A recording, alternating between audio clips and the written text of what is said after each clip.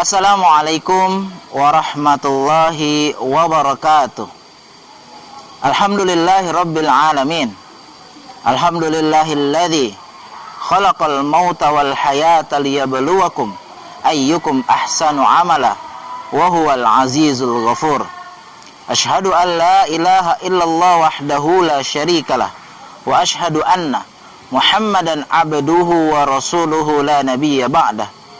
Allahumma salli wa sallim wa barik ala sayyidina Muhammadin wa ala alihi wa ashabihi wa man tabi'ahum bi ihsanin ila yaumiddin, amma ba'd. Faqala Allah ta'ala fil Qur'anil Karim, a'udzu billahi minasy syaithanir rajim.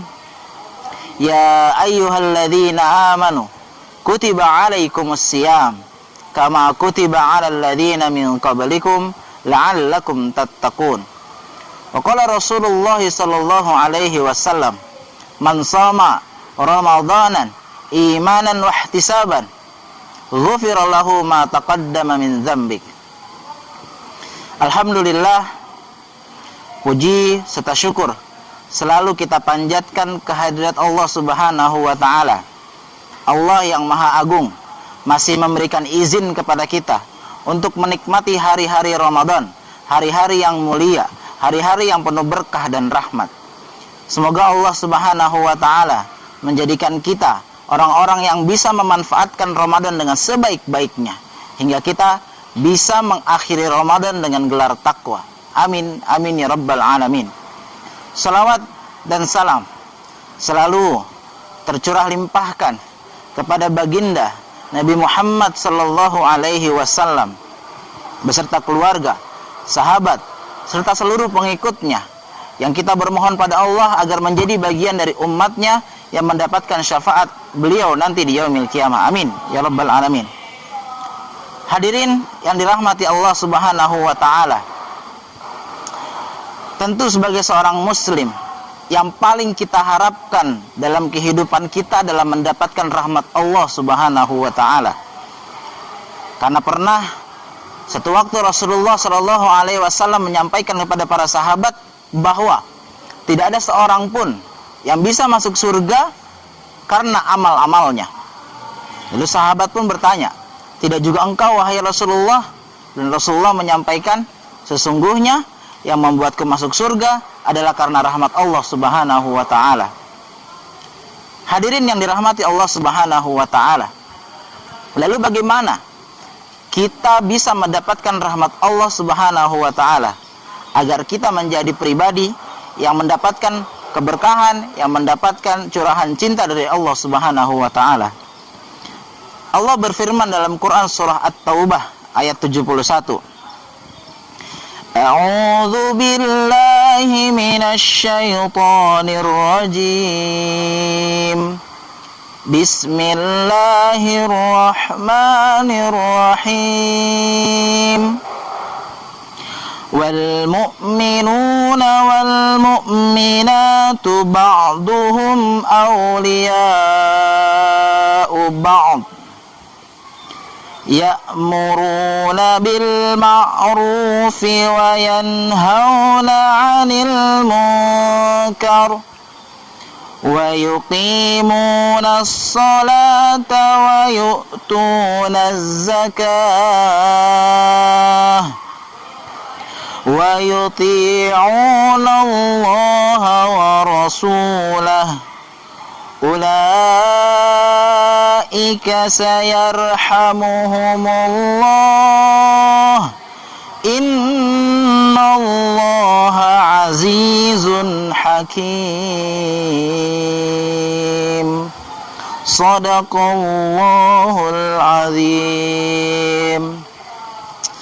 Hadirin yang dirahmati Allah Subhanahu wa taala, dalam surah At-Taubah ayat 71 ini Allah menyampaikan kepada kita bagaimana caranya agar kita menjadi hamba yang dirahmati Allah Subhanahu wa taala. Karena di ujung ayat ini Allah menyampaikan ulaika sayarhamuhumullah. Mereka itulah orang-orang yang dirahmati Allah Subhanahu wa taala. Lalu bagaimana ciri-cirinya? Disebutkan dalam surah At-Taubah ayat 71 ini, Kriteria orang-orang yang mendapatkan rahmat dari Allah yang pertama adalah wal mu'minuna wal mu'minat ba'duhum awliya'u ba'd. Yang pertama adalah orang-orang yang beriman, baik laki-laki dan perempuan, dan mereka saling tolong-menolong. Hadirin yang dirahmati Allah Subhanahu wa taala, iman menjadi fondasi utama bagi kita dalam menjalani kehidupan. Tapi yang perlu kita cermati dalam ayat ini adalah bahwa keberimanan kita seharusnya didukung dengan komunitas yang baik. Karena bagaimanapun juga, seperti yang Rasulullah Shallallahu Alaihi Wasallam sampaikan, bahwa setan senantiasa mengincar orang-orang beriman, dan serigala hanya akan mengincar gembalaan yang sendirian.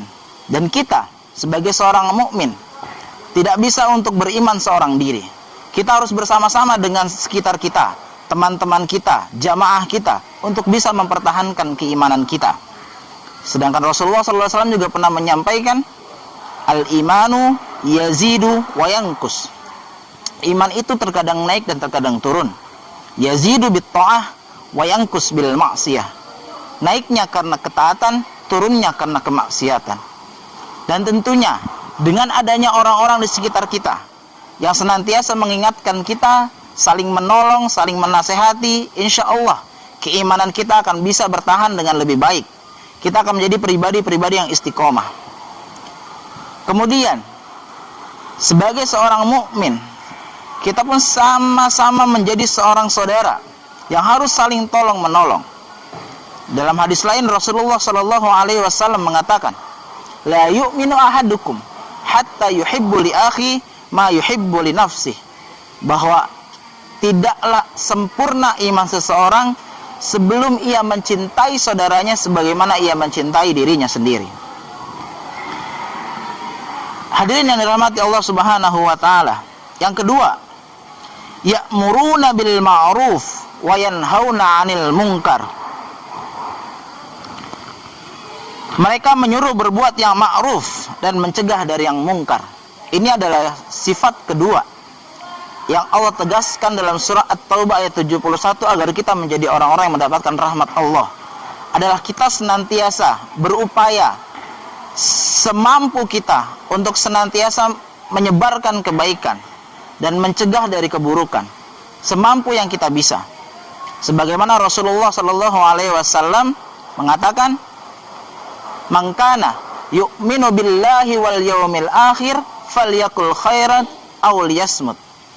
Barang siapa yang beriman kepada Allah dan hari akhir, hendaklah dia berkata baik atau diam. Dalam hadis ini bukan diam yang menjadi anjuran utama, tapi berkata baik.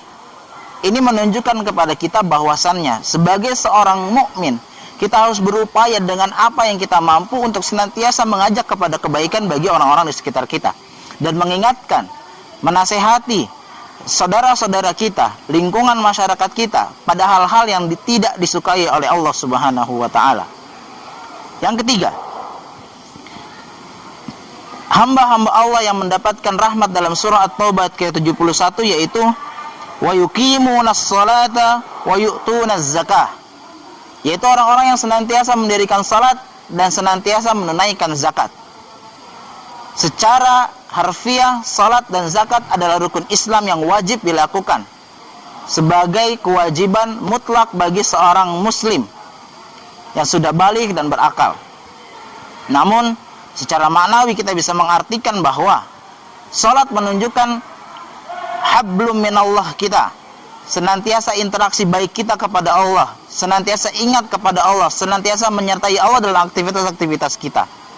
Dan zakat adalah ibadah yang menunjukkan arti hablum minan nas. Bagaimana kita diminta oleh Allah untuk selalu memperhatikan sekitar kita, memperhatikan orang-orang yang kesulitan di sekitar kita, menggunakan harta yang telah Allah berikan kepada kita untuk berinfak, bersedekah, membantu sekitar kita. Jangan sampai nikmat yang Allah berikan kepada kita hanya ada di tangan kita, tidak kita sebarluaskan kepada orang-orang di sekitar kita. Dan yang terakhir, wa yuti'unallaha wa rasulah, yaitu mereka-mereka yang taat kepada Allah Subhanahu wa taala dan Rasulullah sallallahu alaihi wasallam. Ketaatan yaitu ketundukan secara menyeluruh kepada Allah dan Rasulnya dalam kondisi apapun, siapapun itu, tua, muda, laki, perempuan, dalam keadaan susah ataupun keadaan lapang, mereka senantiasa taat kepada Allah Subhanahu wa taala dan Rasulullah sallallahu alaihi wasallam. Tidak ada upaya sedikit pun dari seorang mukmin yang taat kepada Allah untuk menyelisihi apa yang telah Allah dan Rasulullah sallallahu alaihi wasallam perintahkan. Dan di akhir ayat ini Allah Subhanahu wa taala menegaskan setelah menyebutkan kriteria-kriteria di atas, ulaika sayarhamuhumullah, mereka itulah orang-orang yang akan mendapatkan rahmat dari Allah Subhanahu wa taala. Innallaha azizun hakim, sesungguhnya Allah Maha perkasa lagi maha bijaksana. Semoga apa yang saya sampaikan pada kesempatan kali ini menjadi pengingat bagi diri saya sendiri dan kita semua.